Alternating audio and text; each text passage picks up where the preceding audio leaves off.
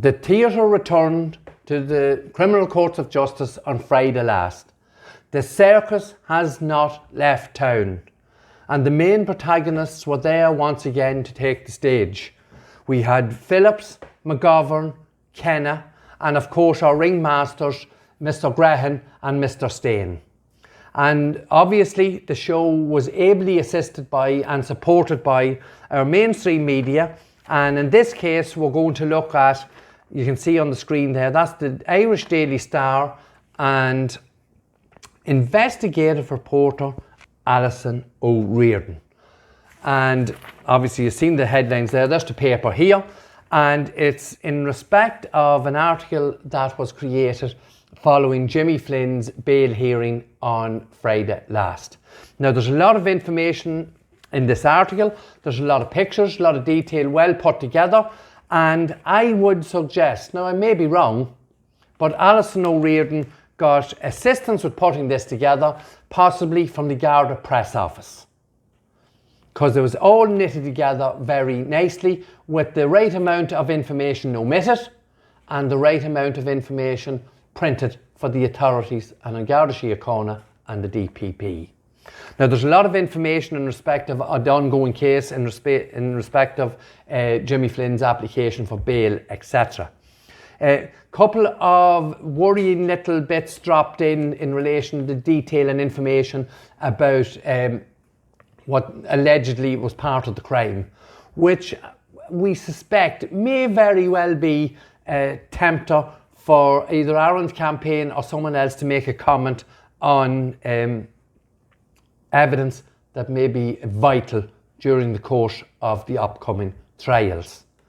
But what we want to look at here, and the gutter journalism again, what Alison O Riordan has left out, and very, very worryingly, we got information that myself and Caroline were accused of intimidating senior members of Garda Síochána during the course of Aaron's trial. Yes, myself and Caroline intimidated members of the NCBI, the National Criminal Bureau of Investigation, men that's known as the Heavy Gang, the Press Gang, the Mother Gang. They've several nicknames.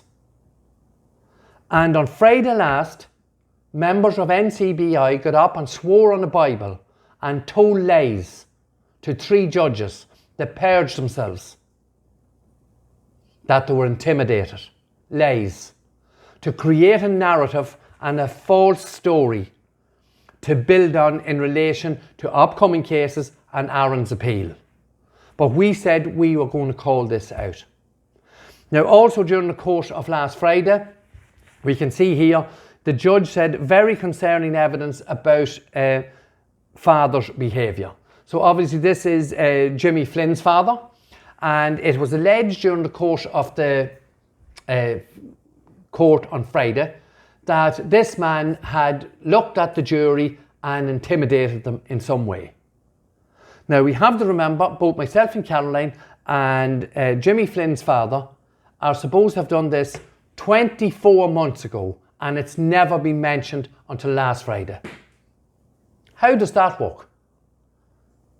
Hasn't been mentioned, hasn't been written about before, a whole new myriad of intimidation. And what's more concerning, the second point we want to try and get across here, is that Alison O Riordan totally omits that same man that allegedly intimidated the jury by looking at them 2 years ago was pointed at in court by Brendan Graham, senior counsel for the prosecution, pointed at him and said he was part of the logistical team during the course of the murder and robbery. Where has that disappeared to? We know for a fact we haven't got the shooter. The man who shot and murdered Detective Adrian Donoghue was over 6'1" tall. We know it can't be Aaron Brady. CCTV footage and eyewitness accounts prove that. So on Friday last, on Garda Síochána, and several members of the NCBI and the DPP had the man allegedly head of logistics at the murder and robbery, allegedly intimidating the jury and misleading Detective Mark Phillips in his investigation.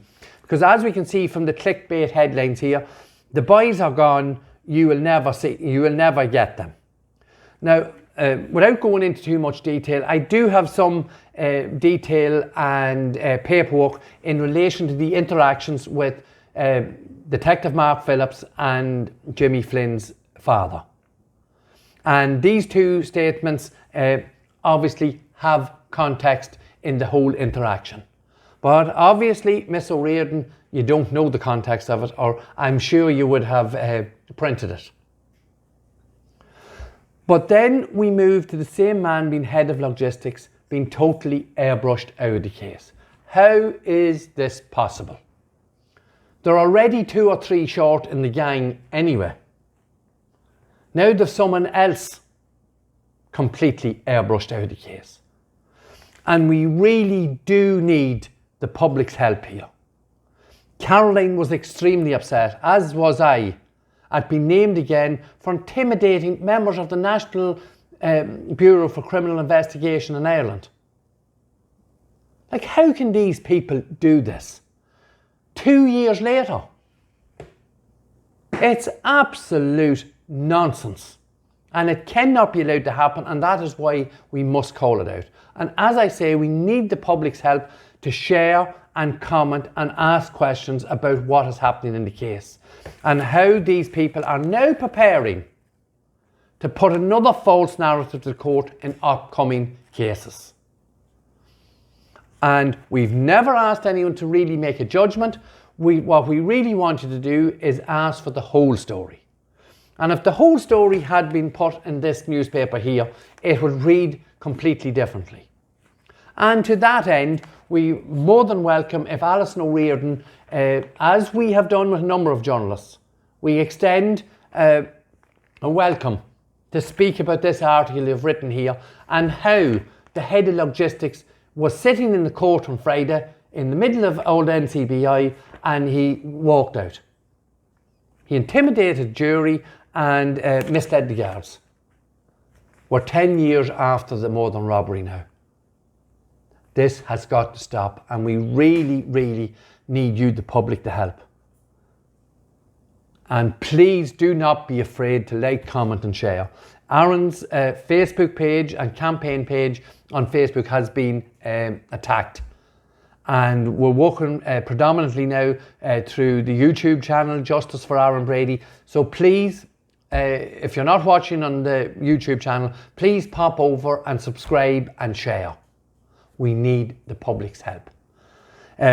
So what we're going to do now is I'm going to go straight into a video we created some time ago, and at that time it was named Suspect L, because this man was allegedly head of logistics, and the details in this video will show you clearly how evidence was manipulated, and it was a complete load of nonsense, as was a lot of the information put forward by the DPP and on Garda Síochána. Once again, thank you for watching, and we're going to go straight into the video now, Suspect L. Following points cast not just reasonable, but strong doubt on the key points of evidence that contributed towards Aaron's conviction for the murder of Adrian Donahue. Evidence. So let's have a look at some of these key points. Throughout the trial, the prosecution attempted to link a man with Aaron and the initial suspects, who they claim was the head of logistics of the crime. Let's call this man Suspect L. While his name was bandied about in court, and in fact he was physically pointed out by Mr. Graham, senior counsel for the prosecution, in open court, they failed to link evidence to support their story. Using their own evidence of the phone data, they were unable to attribute a phone to Suspect L. Meaning, while on one hand they tried to use this phone scenario and data to tell a story that Aaron was buying top-up credit for his phone that was used in the preparation of the crime. Aaron's phone cannot be linked to Suspect L and the rest, nor the rest of the gang. With all of the vast amount of data given in court, no phone can be attributed to Suspect L. A human aspect of the story is that Suspect L is family to suspect A, owner of the 5 Series BMW, which we have talked about on numerous occasions. And he is also family to suspect Y, one of the other named gang members. Due to a family dispute that was ongoing in court in Dundalk at this time, it is a well-known fact to the community and the courts that there was zero communication taking place between these 3 individuals at this time.